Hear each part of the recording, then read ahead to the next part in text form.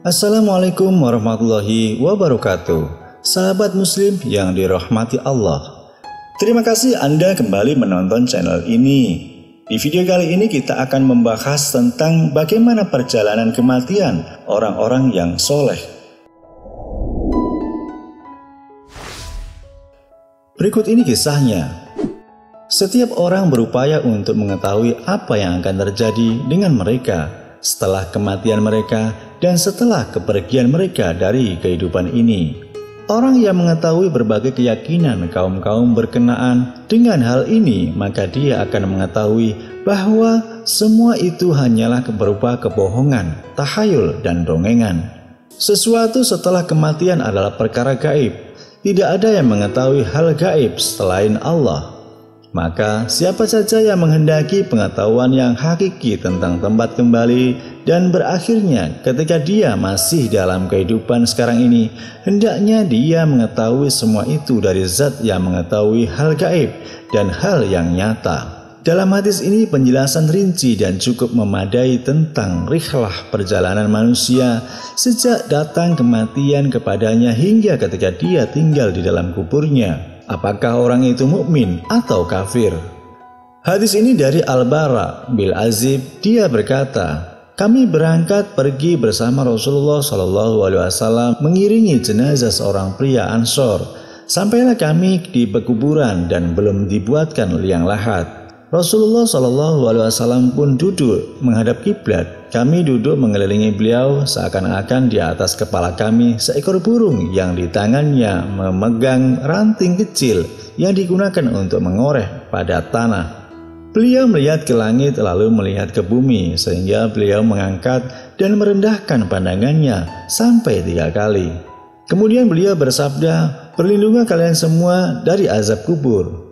Beliau mengatakan 2 atau 3 kali.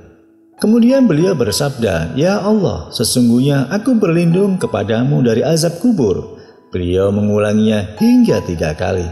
Kemudian bersabda, sesungguhnya seorang hamba mukmin jika putus dengan dunia, dia menghadapi akhirat, maka turun kepadanya malaikat dari langit.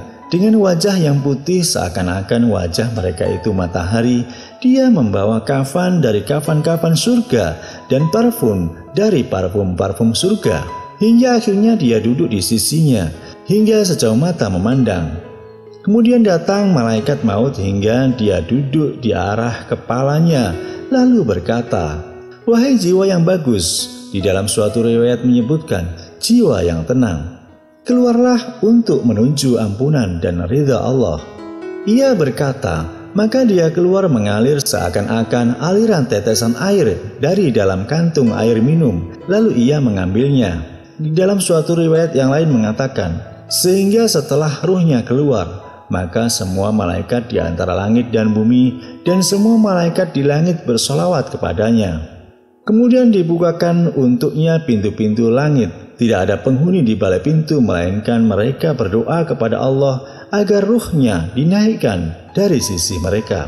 Jika telah mengambil ruhnya, maka mereka tidak akan meninggalkan di tangannya sekejap pun hingga mereka mengambilnya, sehingga mereka menjadikannya di dalam kafan dan dengan parfum tersebut. Itulah firman Allah Ta'ala, dia diwafatkan oleh malaikat-malaikat kami. Dan malaikat-malaikat kami itu tidak melalaikan kewajibannya. Dijelaskan dalam surat Al-An'am ayat ke-61. Dia keluar darinya laksana parfum terbaik yang ada di muka bumi. Beliau bersabda, kemudian mereka melambung dengannya dan mereka tidak berlalu, yakni dengan ruhnya di dekat sejumlah malaikat, melainkan mereka berkata, ruh siapa yang harum ini? Maka mereka berkata, Fulan bin Fulan. Dengan nama-nama terbaik yang mereka namakannya dengan nama-nama itu ketika di dunia. Hingga mereka dengannya sampai di langit dunia. Lalu mereka memohon agar dibukakan untuknya, sehingga dibukakanlah untuk mereka.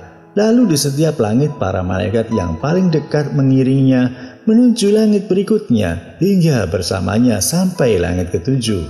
Sehingga Allah Azza wa Jalla berfirman, tulis buku catatan hambaku di kitab Illiyin. Tahukah kamu apakah Illiyin itu? Yaitu kitab yang bertulis yang disaksikan oleh malaikat-malaikat yang didekatkan kepada Allah.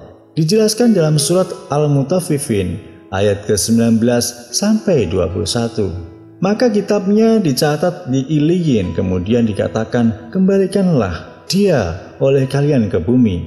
Sesungguhnya aku telah janjikan kepada mereka bahwa darinya aku ciptakan mereka, kepadanya aku kembalikan mereka, dan darinya aku keluarkan mereka sekali lagi. Beliau bersabda, maka dia dikembalikan ke bumi dan ruhnya dikembalikan ke jasadnya. Beliau bersabda, dia mendengar suara sandal teman-temannya ketika mereka berpaling membelakangi darinya. Lalu datang kepadanya dua malaikat, keduanya sangat kuat bentakannya. Maka keduanya membentaknya dan menundukkannya, lalu berkata kepadanya, siapa Robmu? Maka dia berkata, Robku adalah Allah. Keduanya berkata kepadanya, apa agamamu? Maka dia menjawab, agamaku adalah Islam. Keduanya berkata kepadanya, siapa seorang pria yang diutus di tengah-tengah kalian itu? Dia menjawab, dia adalah Rasulullah Shallallahu Alaihi Wasallam. Keduanya berkata kepadanya, apakah ilmumu? Dia menjawab, aku membaca kitab Allah, lalu aku beriman kepadanya dan membenarkannya. Itulah ujian terakhir yang dihadapkan kepada seorang mukmin. Yang demikian itu adalah ketika Allah berfirman, Allah meneguhkan iman orang-orang yang beriman dengan ucapan yang teguh itu dalam kehidupan di dunia. Dijelaskan dalam surat Ibrahim ayat ke-27. Maka dia berkata, Robku adalah Allah, agamaku adalah Islam, nabiku adalah Muhammad Sallallahu Alaihi Wasallam. Sehingga seorang penyeru di langit menyerukan, hambaku telah bersikap jujur, beri dia permadani dari surga, kenakan pakaian dari surga untuknya, dan bukakan untuknya pintu menuju surga. Beliau bersabda, maka datang kepadanya ruh dan parfumnya, dan diluaskan baginya kuburnya sejauh mata memandang. Beliau bersabda dan datang kepadanya, dalam riwayat lain, dimiripkan dengannya. Seorang pria yang berwajah tampan, berpakaian bagus, beraroma harum, lalu berkata, bergembiralah dengan apa yang menggembirakanmu. Bergembiralah dengan ridho dari Allah dan surga yang di dalamnya kenikmatan yang abadi. Inilah harimu yang dijanjikan kepadamu. Maka dia berkata kepadanya, sedangkan engkau adalah orang yang digembirakan oleh Allah dengan kebaikan. Siapa engkau? Wajahmu adalah wajah yang datang dengan kebaikan. Maka dia berkata, aku adalah amal solehmu. Maka demi Allah, aku tidak mengenalmu, melainkan engkau sangat cepat dalam taat kepada Allah, sangat lambat untuk maksiat kepada Allah. Maka engkau dibalas oleh Allah dengan kebaikan. Kemudian dibukakanlah untuknya pintu surga dan pintu neraka, lalu dikatakan, ini adalah tempat tinggalmu. Jika engkau maksiat kepada Allah, Allah akan menggantikan semua itu dengan ini. Ketika dia melihat apa-apa yang ada di dalam surga, ia berkata, wahai Rabbku, segerakanlah terjadinya hari kiamat, agar aku bisa kembali kepada keluarga dan hartaku. Maka dikatakan kepadanya, diamlah. Demikianlah kisah tentang bagaimana perjalanan kematian bagi orang-orang yang soleh. Semoga kisah ini bermanfaat buat kita dan bisa mengambil hikmah dari kisah tersebut dengan dasar keimanan kita. Wassalamualaikum warahmatullahi wabarakatuh.